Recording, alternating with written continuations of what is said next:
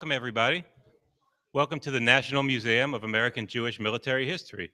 At the museum, we try to tell the stories of Jews in the American military. I'm Mike Rugel. I run the programs here at the museum, and it's our pleasure to welcome Dr. Martin Victor, a 30-year veteran of the Air Force who's going to talk about his experience, including Vietnam, some of the fascinating Jewish experiences he had while an Air Force officer.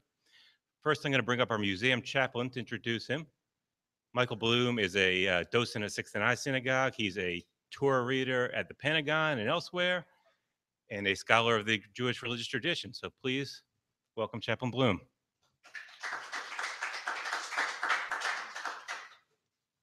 Thank you. What a pleasure to introduce this book and this author. Doctor in Blue by Dr. Martin Victor, a retired Air Force colonel, is well written, well edited, with the assistance of daughter Beth and grandson Barry. It's fascinating and it's full of life. It's got lessons, it's got morals. I have no hesitation in urging you to read this book, and the author will be available to sign books after this event. I also welcome Sarah Jane, Mrs. Victor, and Beth, his daughter. Some books by Jews who served in the military portray great patriotism and noteworthy experiences. And that's terrific for documenting the service of Jews in the US military, one of the purposes of this museum. But often, for whatever reason, the Jewish experience or angle is minimal or even missing. With this book, rest assured, you don't need a magnifying glass or a word search to find that the author is authentically Jewish, proud, and confidently so. And I understand his talk will cover much of his experiences and activities about Jews in the military, but the book, of course, covers many, many, many other things about military life generally, about human relations, about medicine in the military, about hospital administration, about travel, and about family life. As a token of our appreciation, I'm going to give the author a copy of the latest book by the former chief rabbi of Britain, and also a collection of famous Yiddish expressions by a local Jewish community radio host who helps us with various events here as well. Chazal tell us, our rabbis teach, that some people earn their place in heaven over the course of a lifetime, and others earn it in a brief incident. Dr. Victor seems to have earned it both ways. And a brief incident is recounted in this book. I'm only reading it to you because, with the humility that he shows, I don't know that he would read it to you himself. Once I was called upon to be with a dying man in the local hospital, a non-practicing Jew, who wanted someone to sit down and pray with him and say Kaddish. I had never done that before, and it was a very emotional experience.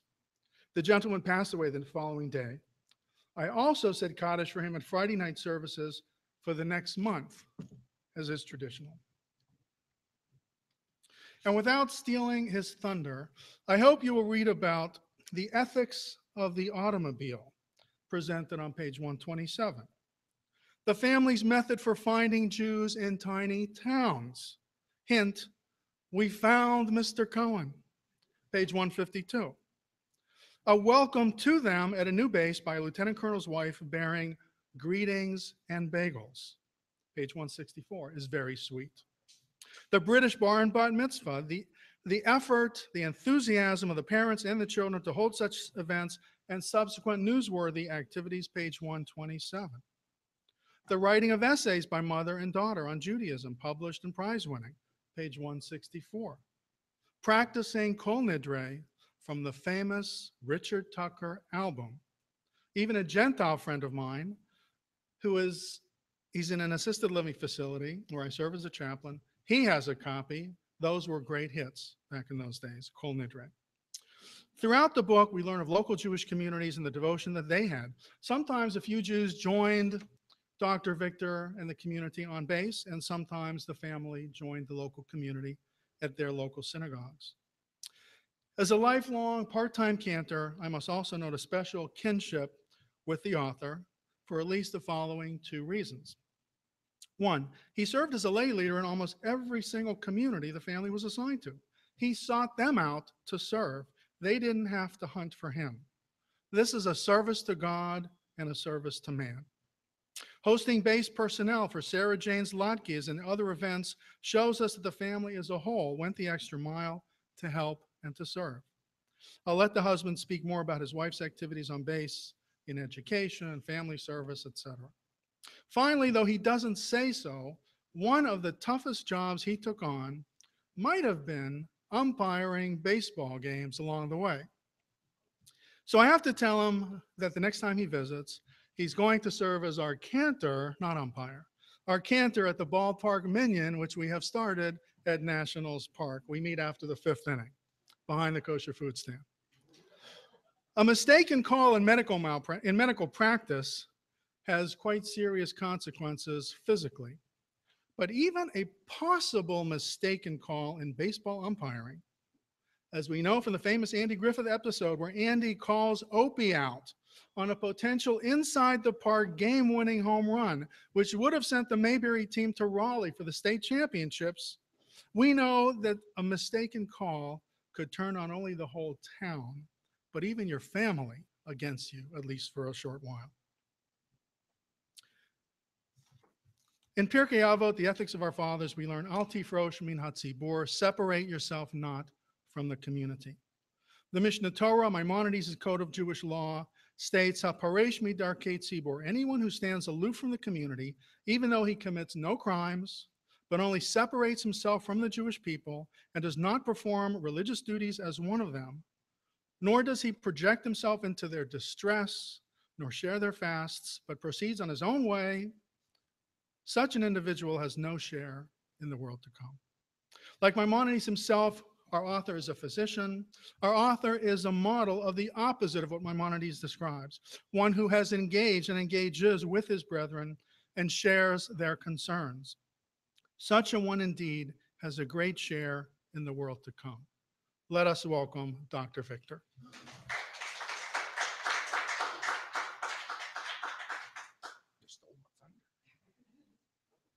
He did. He stole a lot of my thunder. Anyhow, good afternoon. I'd like to talk about my book, Doctor in Blue. Now, it is not a war book, although there is a big chapter on Vietnam, and I'm going to talk some about that.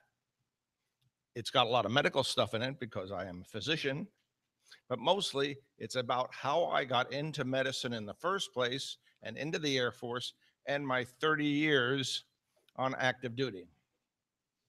I was raised in Westchester County, New York, in a conservative Jewish area in which my family were some of the initial families in our synagogue. I even studied Hebrew as a language and took the Regents exams many years ago.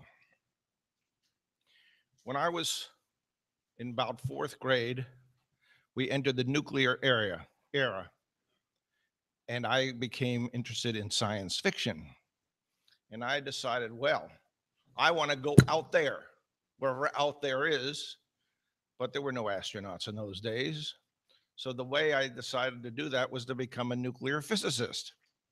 And I decided, okay, I'm going to go to a college that does that.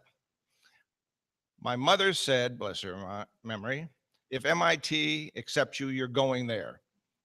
It did, so I did, because I always obeyed my mother. I got to MIT. MIT in those days was a land grant school. I mean, everybody had to do ROTC for 2 years, unless you met one of the 3 Fs, foreign, female, or unfit. And you could be in the Air Force or the Army. I chose the Air Force for one reason. Blue uniforms. Blue has always been my favorite color. So I did that for 2 years. Now, in the middle of my second year, I decided I could not be a nuclear physicist for 3 reasons. One, I wouldn't think I was as smart as the other guys in my class. Number 2, I couldn't see myself in a research environment. And number 3, I'd been shy in high school, but I had come out big time. And if any of you think that I'm shy now, I've got a bridge in Brooklyn. I'll be happy to sell you cheap. Well, if I'm not going to be a nuclear physicist, what am I going to do? It so happened at that time there was a big epidemic of polio in Massachusetts, and people were dropping all the time. Now, not everybody who gets polio is crippled, but there were a lot of them in iron lungs. And the Massachusetts General Hospital called around to the colleges and said, listen, we need volunteers to help.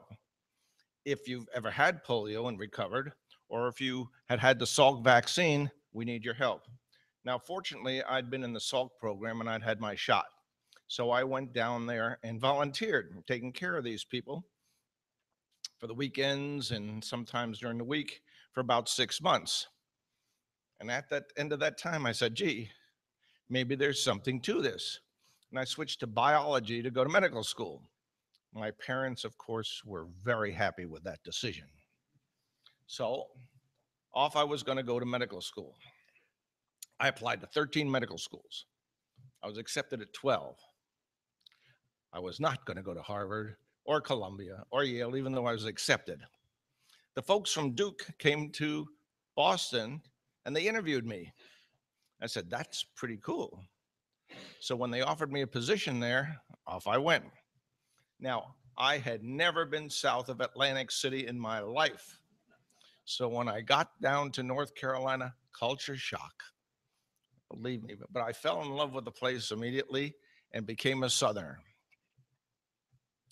Duke Medical School was a superb place. We had 70 people in my class, 7 Jews, 1 woman. She was the most protected lady you've ever seen. She finally retired as chief of pediatrics at Washington University of St. Louis. So there I was at Duke. At that point, I was married. And not long after that, he came out, my son, Philip. Unfortunately, the marriage did not last as long as we would have liked. And Philip went up to live with my parents for a good while. Medical school was so good, I decided I was going to do my internship there, and I did that in surgery. And I have a story I have to tell you. I was an intern in surgery on the general surgical ward, and they gave me this gentleman to take care of who had cancer of the stomach, which was a rather fatal disease in those days, still is. And they said, okay, you get this guy stabilized and we can send him home for a few weeks, then he can go to the terminal cancer hospital in North Carolina. Well, I tapped his stomach and took out about 250 cc's of fluid, sent it down to the lab. They came back and said, cancer. I got his electrolytes and okay, and actually he started to eat. Sent him home. About 8 months later, I'm walking down the hall and this guy comes up and claps me on the back and said, Doc, how are you? It was him. No cancer. It was gone. He was back to full work. Now, don't ask me how that happened. He wasn't on any medication. The cancer just went away. Now, I have always been a deist. It may be even more one. And I think I began to believe in miracles. It's true.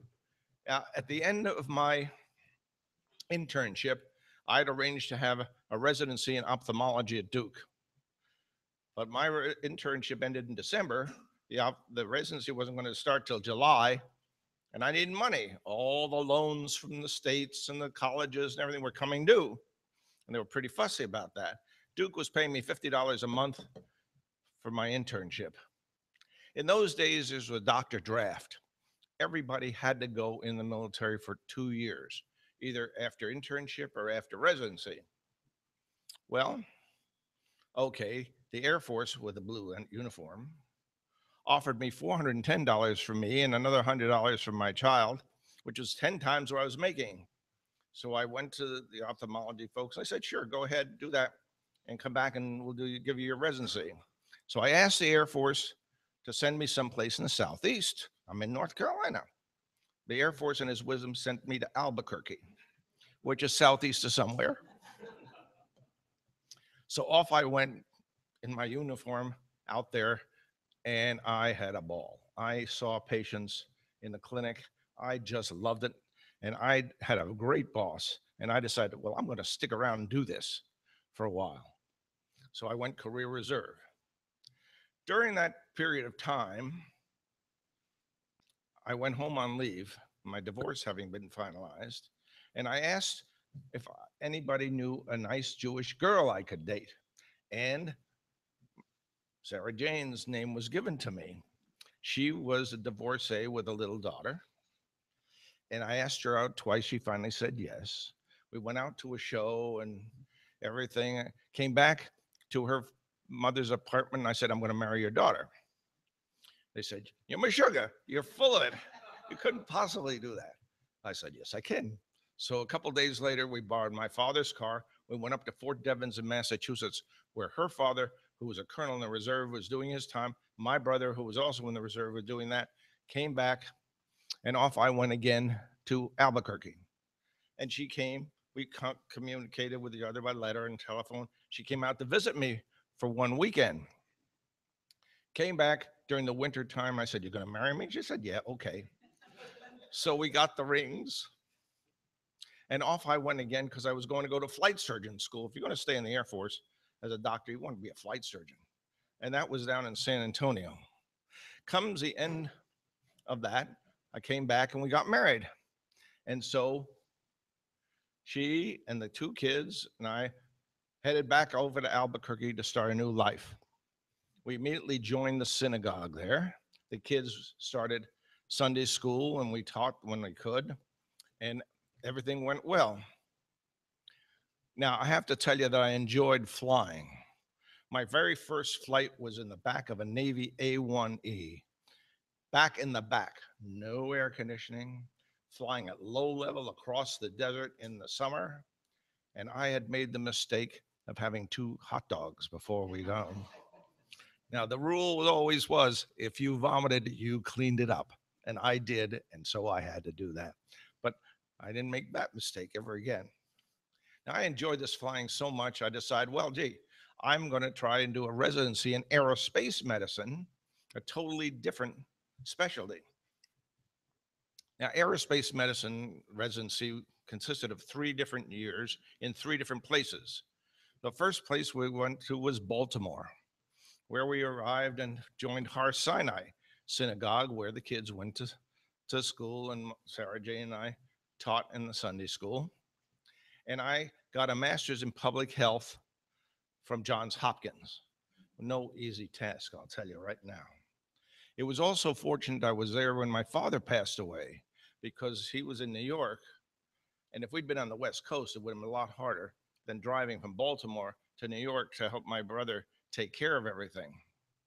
But after we finished there, it's off to San Antonio, to the School of Aerospace Medicine at Brooks Air Force Base. We joined a synagogue there, also Sunday school. I was gone a lot. I mean, Arctic Survival School in Alaska and Jungle Survival School in Panama, Desert Survival School somewhere else. And I went through pilot training too. So I was gone a lot. And she did everything, just drive down to the middle. But after that year, my 3rd year was in Omaha, Nebraska at Offutt Air Force Base. At that time, Offutt had a rabbi. So we fitted in just fine. The kids continued Sunday school. We went to Friday night services. Now, I had decided that I wanted to be a hospital commander. In order to do that, I needed to learn a lot of things. So while I was at Offutt in headquarters, I learned about finances, personnel, logistics, and all the things I thought I might need. And it served me in very good stead because I was a hospital commander for most of my career. Well, after you finish the 3 years, everybody in my class knew we were going either to Thailand or to Vietnam. In my case, it was Vietnam. So I packed up the family, moved them back to San Antonio, and off I went. And I spent most of my time in a place called Binh Thuy Air Base down in the Delta, about 100 miles south of Saigon. I mean, we were out in the Delta.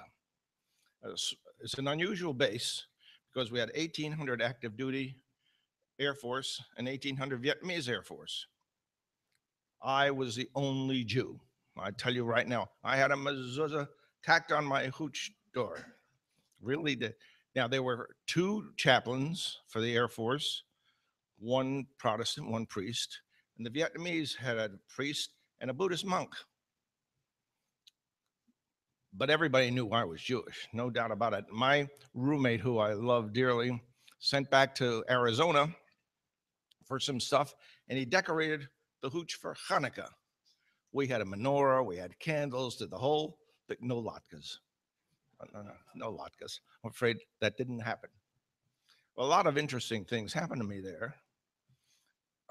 One night, the Vietnamese VC started shelling, and they had their alpha gunners, and they put in about 60 rounds in the size of a football field. Well, it so happened I was in the latrine at the time, and we had a big latrine and showers, and everything was sandbagged. And when the first shell landed on top of the roof, you could see me down there clutching the commode. If you don't think I was scared, boy, you're wrong. I was scared. After everything settled up, I went back to my hooch, and there were bodies all over the place. People who didn't make it, some wounded, some dead. In my case, in my hooch, there was my flight suit, had a big hole in it where shrapnel went through it, but I wasn't in it. So we got the mortuary folks had to take care of the dead folks, and we got all the wounded people over to the hospital. And I'm walking back there, and all of a sudden I had a pain in my back, and I knew what that was. I went over to my clinic in the emergency room, ran a urinalysis on myself, found blood, said, aha, got a shot of Demerol, and I passed my stone 3 hours later. True story. My best friend there was a man named Nguyen Tae Kung. He was the Vietnamese hospital commander, and his place was right over the fence from mine. He'd come down from the North in 1954, gone to medical school, and then been in the Air Force. I love the man that after we left, I learned that he had been transferred to Saigon, and on the last day of the war, he was killed by a shell. His brother told me that in Nebraska several years later. It was an unusual war. We did all kinds of things. We went out on civic action programs to these little tiny villages out in the swamp. Sometimes they would start to shoot at us, but we were usually protected. And we did a lot of very good things, saw all kinds of diseases. One time, we see this little boy sitting over here squatting down. I said to the doc who was with me, aha, this kid's got a problem. We listened to him, and he had tetralogy fallot, which is a very bad disease where the vessels are all in different places. This kid needed help. It so happened at that time, there was a surgical team in Canto, about 10 miles from us, who was doing from Wilford Hall in San Antonio. So we took him down there, and they said, guess what? This kid's got tetralogy fallot. I said, we know. So they took him and his mother back to San Antonio, operated on the kid, got him well, and brought them back. And if you don't think that did very well for relations, boy, I'll tell you, it really did. But I have a lot of other stories about Vietnam. One other I have to tell you is R&R, rest and rehabilitation. I went to Hawaii to meet my wife. Now, we had 7 days R&R, but it's 1 day flying there and 1 day flying back. So we really only had 5. And she greeted me at the airport, and she'd made the hotel reservations and arranged to get some tickets from USO to see Jack Benny in a hotel there. So off we went with several other people who had tickets, and we thought, well, they're going to give us a big table way in the back. No, right in front of the stage. Jack Benny comes out and he says, I want you to know we have some special guests here today, people who have returned as heroes from Vietnam, and I'd like you all please to stand up and give them an applause. And they did. Now, that sort of thing sticks with you your whole life. Absolutely amazing. At the end of my time in Vietnam, I came back to Travis Air Force Base, and they said, listen, you can't go into town in your uniform. You got to go in civilian clothes. So I had to change into my civilian clothes and went down San Francisco airport where there were protesters all over the place. I stayed in the motel and off I went. Now, I want you to know that greeting back was a heck of a lot different than from the folks who came back from Iraq and Afghanistan. And I have no clue as to why that was going on. But we were going to England. Packed up and off we went to RAF Upper Hayford near Oxford, where I was going to be the hospital commander. And that was the first place I was a Jewish lay leader sponsored by the Jewish Welfare Board. Now, when you get there and you're a lay leader, first thing you got to know is who's the Jews on the base. And the chaplains always knew who they were, contacted all of them. There were a fair number. One unique guy was a doctor in my clinic. He had been pulled out of his residency to come there. And military, no way. But he wore the uniform right. But one day he's walking up the street toward headquarters, and the wing commander is coming down in his car with the big eagle on it. You're supposed to salute that. He waved at them. Not long after, I get a phone call. Bring that guy up to headquarters now. So we brought him up there, and I'm sitting outside. And what did he do? He walked in and said, "Hi, my name is so-and-so. Not good to meet you." That did not go over well. And he got it chewing out, and I got it chewing out. So you got to keep control of your folks. That never happened again, but it's a unique story. The chaplains gave us a very nice area behind the main chapel. There was plenty of room for all of our services. We had about 20, 25 people. Now, there were two Jewish Air Force chaplains in Germany, and they used to come over periodically and hold services with us. The year after I got there, it so happened that the first day of Passover and Easter Sunday were on the same day. And a couple of the Protestant wives groups came to me and said, "Listen, can we have a Seder with you?" Well, there was no way we could have that Seder in the space we had in the chapel. So I went to my boss, the wing commander, and told him the problem. He said, "Listen, I'll tell you what I'm going to do. I'm going to give you the base dining hall for your Seder." And he did. New pots, new dishes, new everything. All the food, the chicken stuff was brought in kosher from London. Lovely chicken soup. All the ladies made huge amounts of charosis, and everything went over fine. We had about 125 people, and one of the rabbis from Germany came over and did the Seder. Now that is unique, and it's never happened again. It was coming up time for Philip and Beth to have their bar mitzvah and bas mitzvah. Well, I couldn't teach him everything. So I went down to Oxford and hired one of the students who came back and acted as his tutor. But he wouldn't do anything for Beth because everything was Orthodox there. No such thing as a bat mitzvah, not in those days anyhow. But she learned a lot by listening, and when the rabbi would come over from Germany, and she did fine. And both of them did very well. All the food was kosher, brought in by train from London. And the chief of Air Force chaplains happened to be by for her bat mitzvah. Well, a couple of weeks later, I'm sitting at home, and the phone rings. And it's this gentleman who says, "Listen, I read about your son's bar mitzvah in the Jewish Chronicle, which is the Jewish newspaper for England." I couldn't believe it. Somebody Jewish bar mitzvah on that base. You got to come down to London to my son's bar mitzvah. So off we went to the east end of London, Orthodox synagogue. The women sat upstairs, the men downstairs. Everything went over fine, and we went over to their house for a while, remember?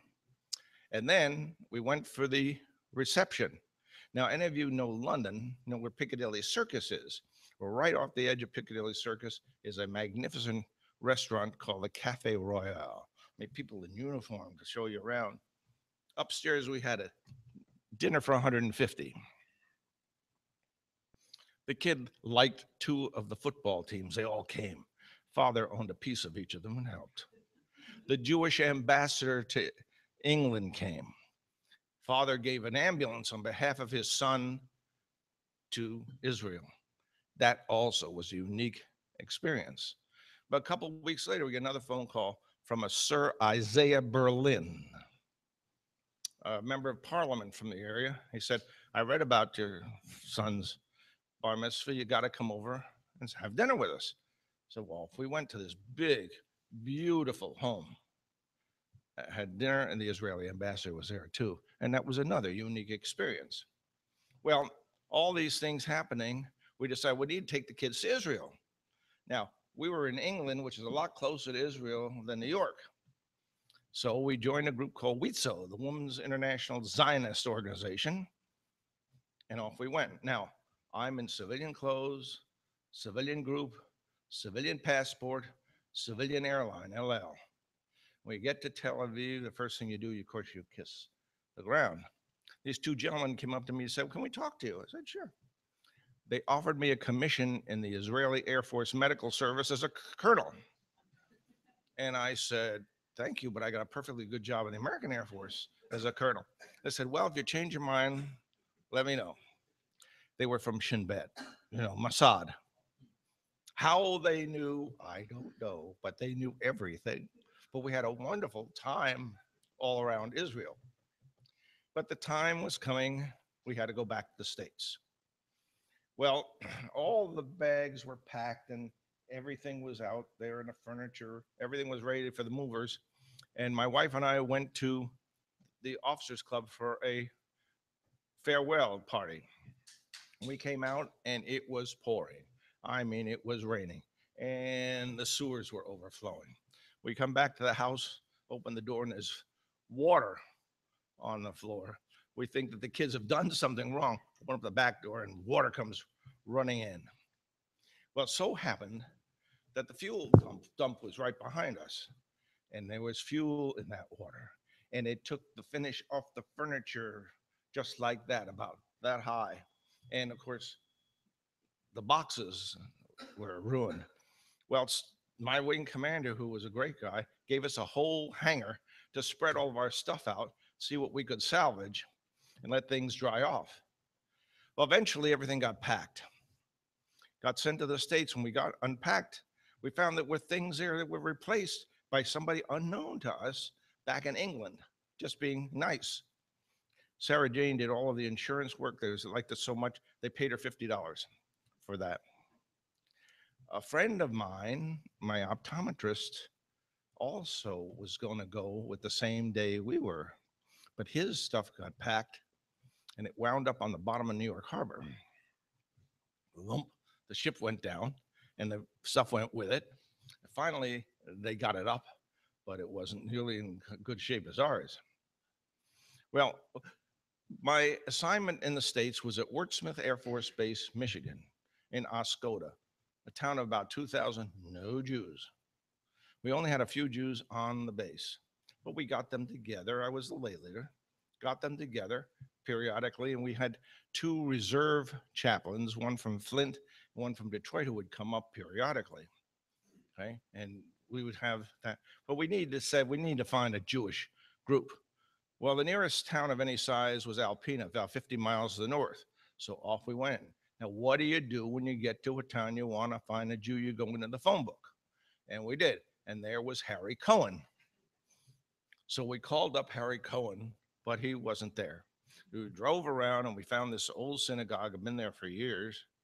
And then down in town, and there was Harry's haberdashery. Ha!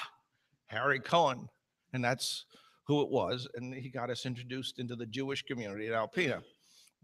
And we used to go up there for the high holidays and for Seders and things like that, which went off very well. Now, one of the interesting things about there was every Christmas, all of the senior officers had their squadrons in for parties. For Sarah Jane, it was going to be a Hanukkah party with latkes. And she and the other Jewish ladies there made latkes. And they had a lot of other goodies too. And we had lots of people, the wing commander and all his folks from the hospital came. And when you used to give them stuff to take back to their dormitories, no latkes. Every latke was eaten with applesauce, of course. Well,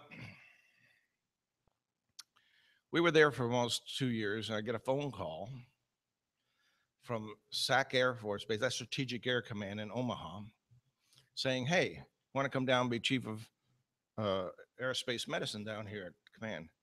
I said, "Could I talk to my wife over the weekend?" "Yeah, sure." So we talked about it, and we decided to call the real estate folks there, and they already had us coming. Now, so that was a given. So off we went to Omaha, and we had bought a very nice home. I was in headquarters for a while, and I did not like headquarters, so I arranged to go to the hospital as chief of hospital services. Now, one of the things you had to know, most of the specialists in there were at the end of the Berry plan. That's the doctor draft, and they were just waiting for their 2 years to be up so they could go out and do practice. In order to be their leader, I had to practice medicine as good as they did. I couldn't do the orthopedics with the orthopedist or the obstetrics with the obstetrician, but I could be a damn good family practitioner, and I was. And I decided, okay, if I'm going to do that, I'm going to become a family practitioner. And I applied to take the boards in family medicine and was accepted and managed to pass. Every 7 years, I've had to do that over again. In fact, my next one is next month. I hope I do okay with that. Well, I was the lay leader in Omaha that time, and we had a pretty good community because a lot of folks would come from off base to our services. And we had a women's club, and we had all kinds of different things going on. Two interesting things occurred there. Number one, my beloved wife wrote an article which was in the Jewish Digest about being a Jew in the military. And it was published all over the country, and it was still copies are out there. We were selected by the Jewish Welfare Board to receive an award for our work as lay leaders. And that was in their conference in New Orleans. And that was a great thing. And while I was there, I met a fellow named Ben Abramowitz, who was receiving the same award for his work with the Army. Another interesting thing that occurred uniquely was a young Jewish boy had been killed overseas in an accident. They would bring his remains home to be buried in his hometown, which is about 40 miles northwest of Omaha. And the Jewish rabbis in town wouldn't have any part of it. So I went out with the honor guard to there, and I did a burial service for this young man. And the guns went off, and the family was given the flag and everything, and they gave us lunch. And off we came back again. Now, I've never done that before, and I think, again, that's a unique experience. Meanwhile, 2 years had gone by, and they said, "You got to move." Now, she'd finished high school that year. He was in junior college, and everybody thought we were going to go east. So she applied to Mount Holyoke in Massachusetts. And where did we go? California.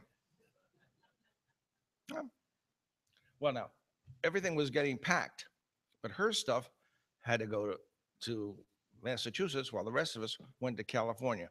She made the drive out to California with us, which is more in the story about that, and we put her on a plane.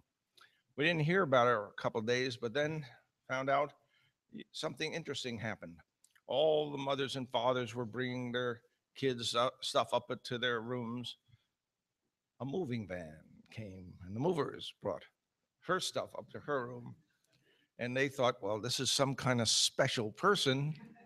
And she made a lot of friends very quickly. The trip out to California was unique. We drove first to Ellsworth Air Force Base in Rapid City, South Dakota, where we got there on a Friday night. And we went to services.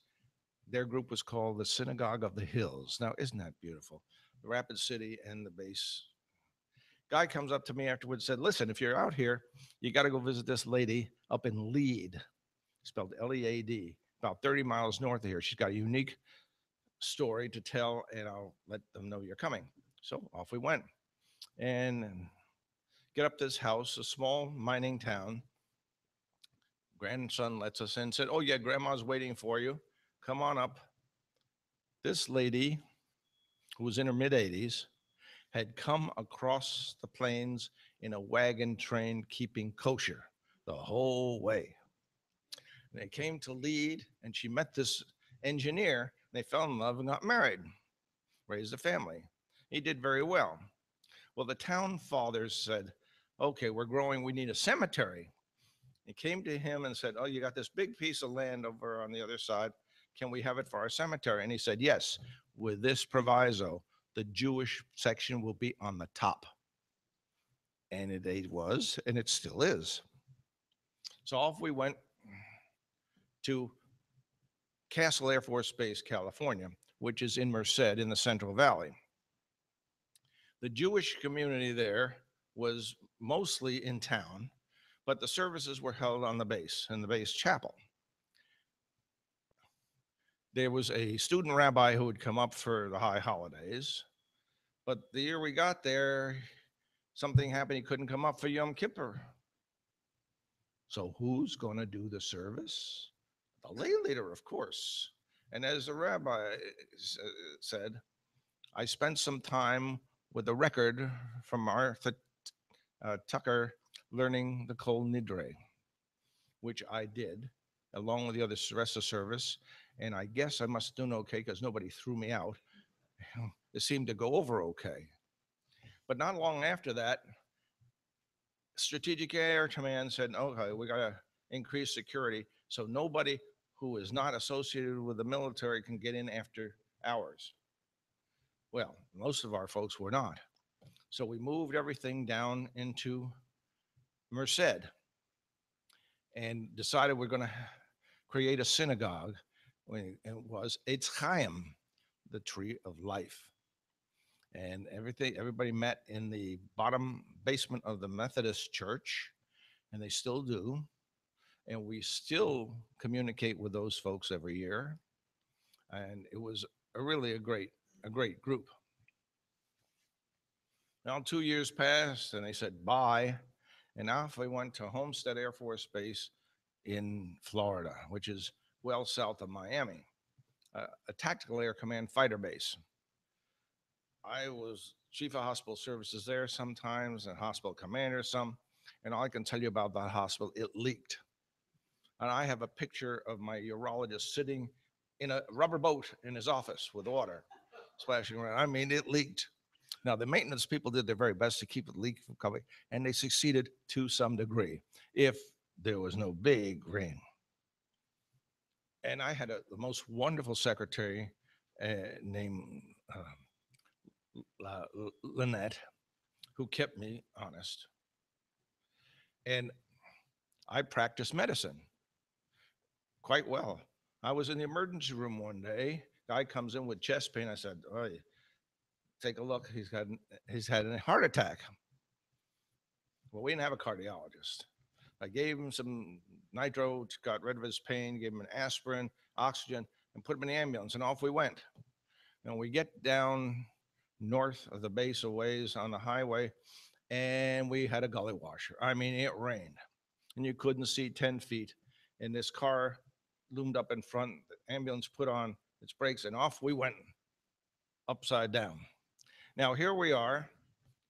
He's up here, fully secured on this there, and with an IV going, he's fine. And an oxygen bottle came and hit me in the head, and I didn't know I was bleeding until I looked and there was blood all over the place.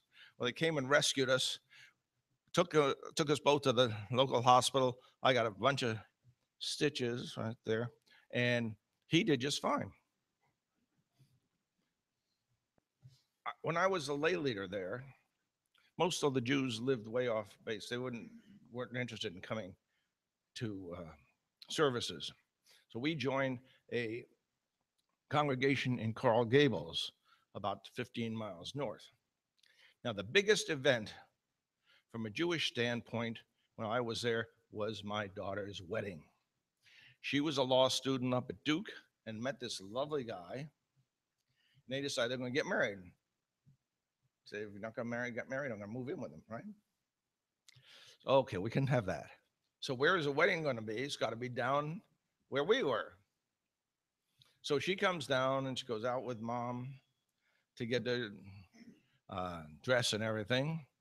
One of my bosses at that time, or my boss, was a guy named Tom Schwark, a superb guy, unfortunately passed away.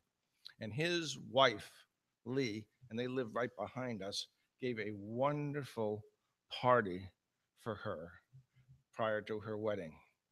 And we had hoped that she was going to be here today, but unfortunately she couldn't make it. Well, we arranged for the chapel to be made up for wedding, chuppah and everything. The rabbi came down from Coral Gables. We had 150 people there, most of whom had never seen a Jewish wedding, and the glass was broken. Everything was cool. She and her new husband went off on their honeymoon and then back to Durham, North Carolina. And not long after that, we got transferred again. This time to George Air Force Base in the high desert in California, in a place called Victorville, would you believe? Well, a tactical air command base. And I was lay leader, and we had services on the base at that time. And it went over very well, except that not long after that, Tactical Air Command did the same thing and said, no, you can't come on the base after duty hours unless you belong to the military. And most of the people didn't. So everything was moved off base into a structure we found. We even got to bring the ark from the base out there, which was very nice. Two unique things occurred. One, the rabbi has already addressed, and that was the gentleman who was dying that I went down and commiserated with till he passed away. Tactical Air Command decided they were going to have a lay leaders conference every year. The first one was at Grossinger's in the Yiddish Alps, in New York. In order to get there, I had to fly all the way to Newark and then take this bus for hours. And it was very nice. We had about 20 people. It was kosher, of course, and services twice a day.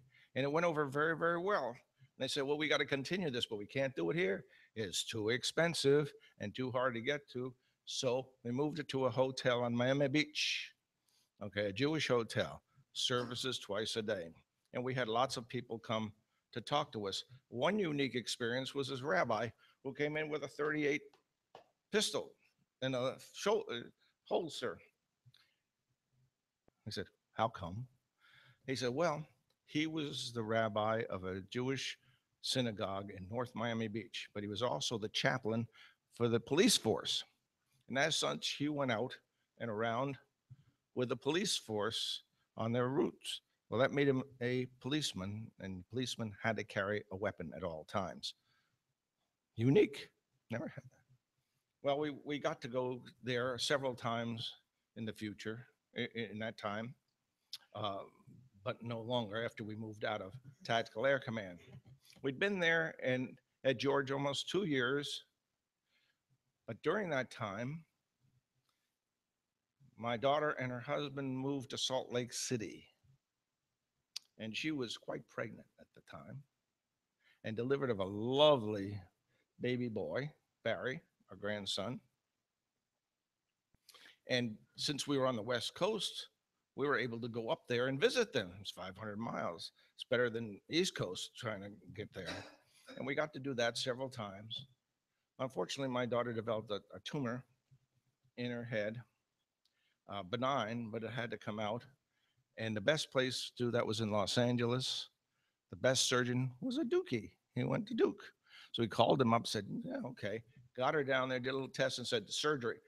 The next day, she's in the hospital, 6 hours, getting surgery. Unfortunately, she's deaf in one ear because of it. Hasn't slowed her down one bit. All right. And the baby stayed with us at George Air Force Base. Well, that, I think, also was a unique experience. But after almost 2 years, the people up at Tactical Air Command said, hey, you got to go to a bigger hospital. You got a choice. You can go back to Homestead or you can go to McDill in Tampa, big hospital. I said, I'm not going back to Homestead. So off we went to MacDill in Tampa, Florida, where I became the lay leader, of course. But we had a Jewish chaplain there, but he retired not long after. He's a colonel. We joined a synagogue up the road. Unfortunately, the rabbi and his wife were killed in a plane accident while we were there.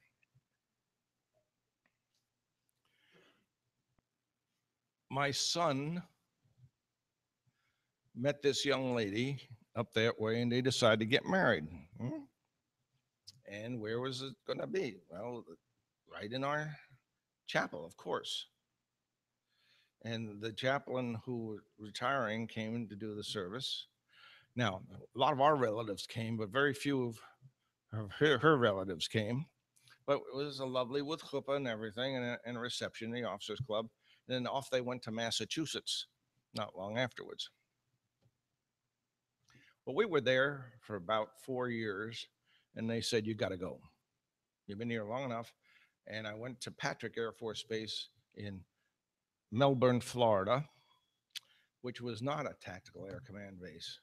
And I was the hospital commander. I was to be the lay leader, but the only thing I could do was be an intermediary because there were plenty of synagogues in the area. And we went out to look at one of them. And we went to the Reform Synagogue, which was in an old church.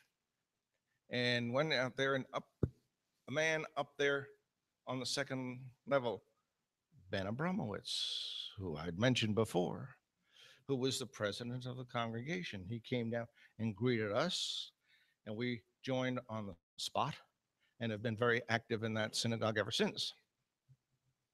Ben is still a very good friend of mine. He's bought 2 books. But unique thing happened. One of my jobs, besides being a hospital commander, was I was in charge of the medical side of the rescue operation for the shuttle program. Now, I might not know this, but when the shuttle comes off, until it goes up into orbit, it is an Air Force responsibility. Now, a lot of things can happen. Something could go wrong. They'd come back to the landing strip. They could jump out into the Atlantic or go into one of the emergency sites which we had overseas. And I was responsible for making sure the medical side of that was all taken care of. Consequently, we had a full surgical team on the ramp, and we had medics in a C-130 200 miles off the coast, and our places with C-130s and doctors and everybody else at the sites in Africa and Spain. And I got to go visit all those places. Also, the Air Force was responsible for the test range. And that is when things are launched, not the shuttles, they go down range, sometimes with missiles, and land. And we had some sites, including one at a very interesting island called Ascension, which is owned by Britain. It's halfway between Brazil and Africa. During World War II, it was a way station for planes being transferred from the States to Africa and Asia. The name of the airfield was called Wide Awake Airfield, because if you weren't wide awake and you missed it, there was nothing for 1,000 miles in any direction. It was a very interesting, and it's well described in my book. Well, the time was coming for me to retire. Air Force said, "You got to go. You've been in 30 years. You can't stay any longer." They gave me a very good send-off. And I remember my retirement ceremony where I got up to speak and I cried. It was a very, heartrending thing. But I told them my credo, which I'd always use. You can tell somebody to go to hell. If you do it the right way, the only thing they're going to ask you is, how do I get there from here? You can say something a little off to the patient. They're going to be mad at you and everybody else. It'll be a totally unsatisfactory visit. Every patient that leaves your office should be able to say he cared. They can't always solve the problem, but they can know you cared.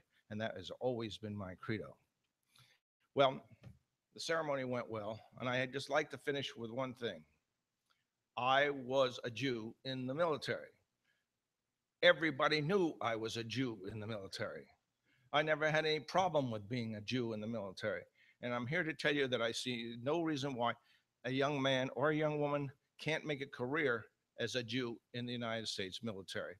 I thank you very much. If anybody has any questions, I'll be happy to answer them.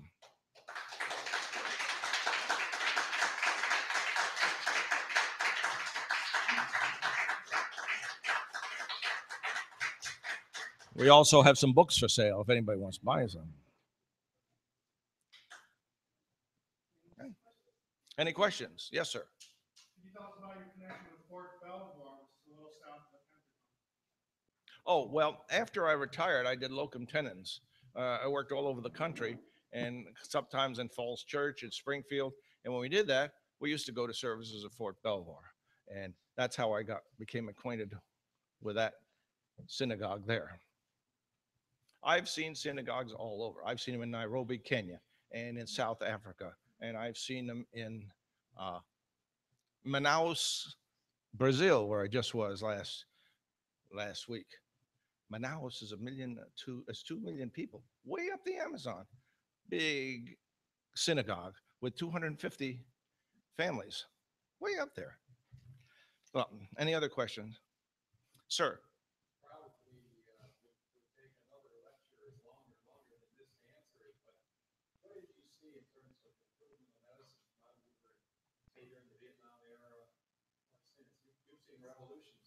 Oh, well, yeah.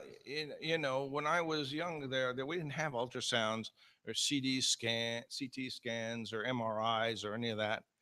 It was very difficult. Heart transplants, very few, but not much. But a lot of stuff has been done in orthopedics. We have got limbs now which are almost as good as the limbs that people lose. A tremendous amount. Medicines, sure, lots of medications, some of which work, some of which don't, but tremendous improvement. That answer your question as best I can. Yes. Okay, thank you. Books are here. Anybody want to say?